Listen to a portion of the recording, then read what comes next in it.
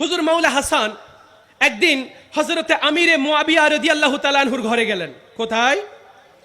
আমিরে মুআবিয়া রাদিয়াল্লাহু তাআলা আনহুর ঘরে গেলেন। ওইখানে মাওলা হাসানকে পেয়ে একজন জিজ্ঞেস করলেন, হুজুর, আল্লাহ তো আমাকে সম্পদ দিয়েছে, কিন্তু আমার সন্তান হচ্ছে না অনেকদিন। আপনি এমন একটা ওয়াজিফা বলুন যে ওয়াজিফা পাঠ করলে আল্লাহ আমাকে সন্তান দিয়ে ধন্য করবে। উনি একটা ওয়াজিফা দিলেন ওই ব্যক্তিকে, বলে, আপনার যেহেতু সন্তান হচ্ছে না, আপনি প্রতিদিন ইস্তেগফার পড়বেন। কি পড়বেন?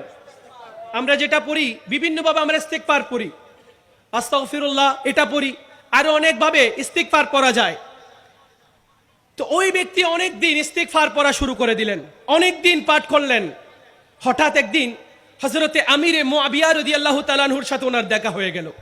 তো আমিরে মুআবিয়া রাদিয়াল্লাহু তাআলা আনহু জিজ্ঞেস করছেন যে তুমি তো আমার দরবারে এসেছিলা, তোমার এখন কি অবস্থা? বলে, হুজুর, আমি